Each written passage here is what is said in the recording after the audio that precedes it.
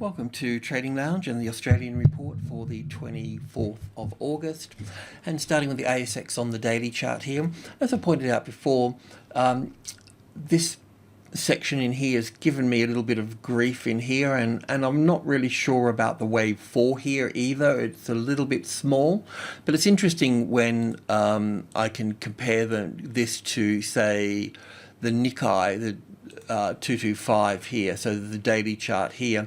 So for the Nikkei here, we can count 1 and 2 and 3 and 4 and 5 for 1 and 2 here, then up for 3 here. And in this case, we got an A and a B and a C for wave 4 here, and then looking for, because we've got 5 waves in this little section here, it makes a nice A, B, B wave here and C wave here for wave 4 here, then 1 and 2 and 3 and 4. So we still have another move to the upside here for this market.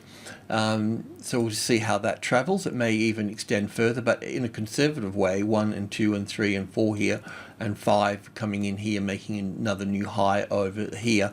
How far that will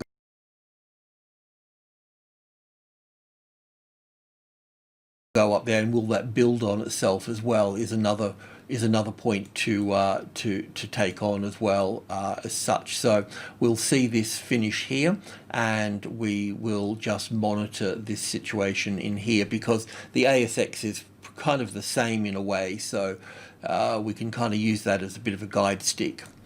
So, and the trouble with this one here, if we've got resources and finance moving in the same direction, then we get a nice count with this market.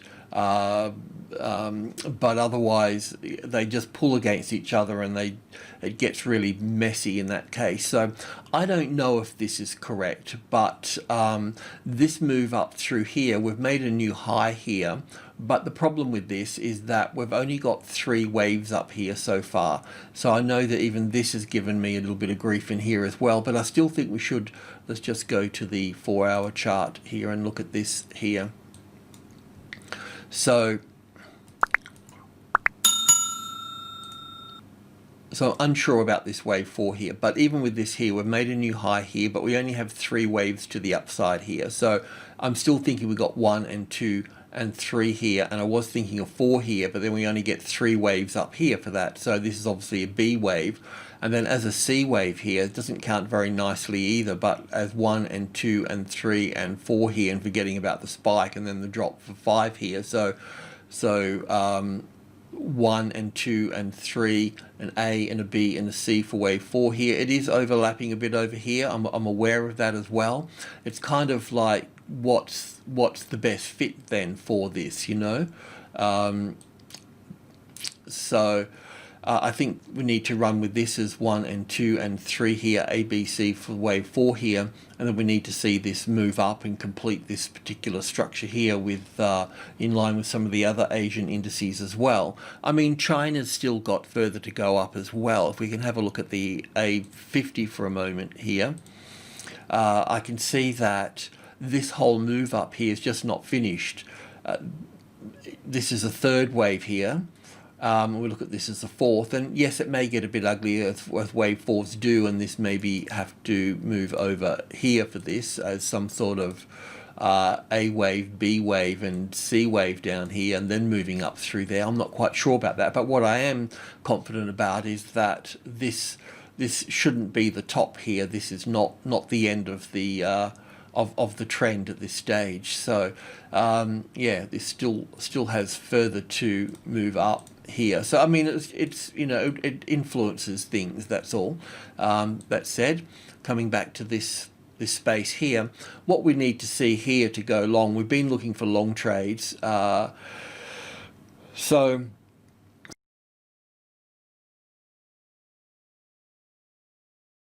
because we've been looking for long trades because we're above the 6,000, and we've made a new high here, but we only have 3 waves up here so far. Can this be bearish here? Yes, it can be, because we haven't taken out these highs here, so it can be sort of down for 1 and back for 2 and continue to move down. So it's probably not such a bad idea to look for a short trade under this area here. But in the meantime, we want to see if we can get support back on top of this 100 here, the 6,100 so we can move to the upside there. We'll take a closer look at that on the 15-minute chart. So, yeah. So we've got our A, B, and C wave here. And I know there's problems with this in terms of 1 and 2 and 3 and 4 here, and overlapping this here. Maybe we're in some sort of double zigzag or triple zigzag or something, but in the meantime, we want to be looking for this here. So last time we spoke, we were looking for support on top of the midpoint, the 50 here. So just to sort of recap that a little bit, that's the first high above the level, so we would have looked at that as a reference point, and you could probably squeeze one out of there too, but we still would have needed to see the market push up from there. So even though it failed to make money in this sense, it also kept you safe as well. So that's the part of the process. It's just this type of setup is just to keep us safe here. So I don't have a very clear 5 waves down through here as well. We can work it as 1 and 2 and 3 and 4 and 5 here. We can work it like that, but it does leave wave 3 a little bit short. This little move up through here, I can count 1, 2, 3, 4, 5 for 1 and 2 here, and then 1, 2, 3, 4, 5 here. So, but it's still 1 and 2 and 3 here. So we still need to see 5 waves here for this. So this would be like a little third wave in here. That's is it finished? Close to being finished.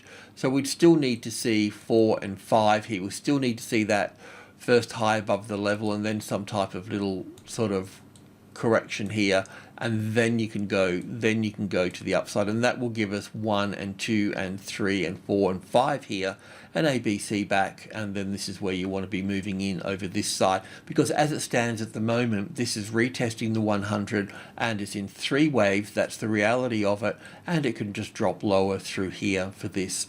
So in this case, if it was going to move down through here, you could actually short it here, and the reason for that is because we've only got 3 waves to the upside, and moving through this low here as it stands, that would make this an ABC correction. But you can't do that if it makes a new high above here, because that would give us 5 waves to the upside, and then we would also expect the market to pull back to the 61.8% here, not that it has to.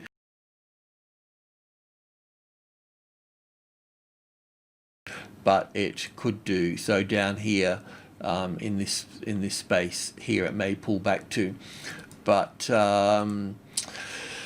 yeah, that's sort of where we are with that. So I think I'll just leave it at that for this particular market. With Rio here, I just wanted to talk about this for a second. We still have 1 and 2 and 3 and 4 and 5 here for this.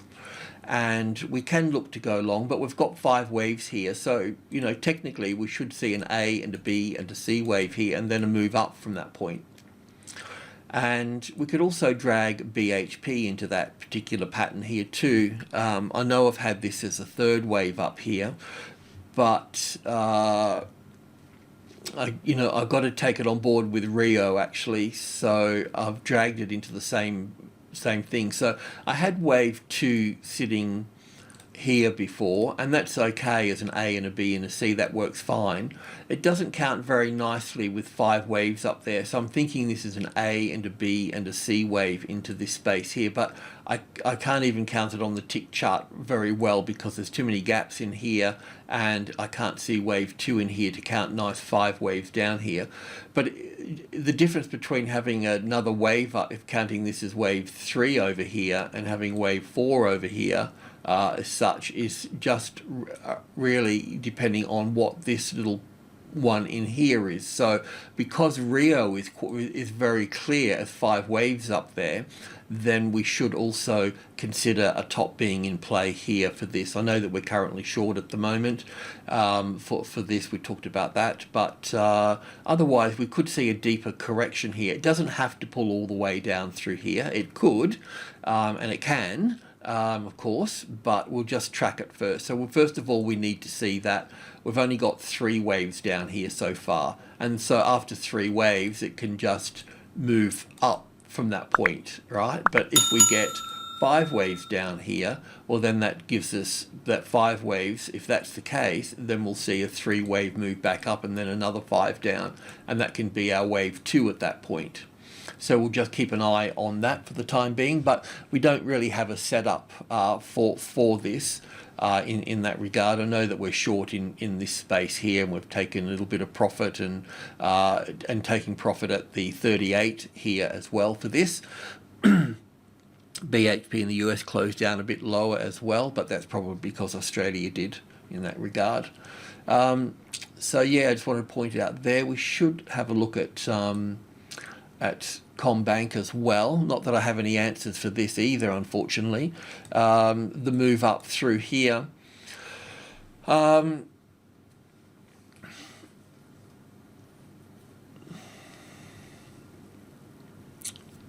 So we know that we have 5 waves down through here. I did mention that it could be part of this A wave here, B wave up here, and C wave down here, but we don't want to make a new low here. If we make a new low, well then we can short it at this point. I can count this one here. I can fit it into being 5 waves up here. So as 1 and 2 and 3 and 4 and 5, it's okay, but just need to be mindful that it could be 1 and 2 here, 3 here, an expanded flat for wave 4, and then making a new high here, and still having this wave 5 sitting over here for this. But if this drops down through here, we really need to be short at that point. So any new lows here, just don't overtrade, because we could end up getting trapped in that particular space there for that. But we'll see how we go with that. So no real clear answers on that. We don't know if we've got 1 and 2 and 3 up here, or an A and a B and a C. With the CommBank, it looks rather bullish, but with the other banks, it certainly looks corrective in that regard. So I'll leave that at that. Alrighty, I'll just leave it at that. Alrighty, cheers.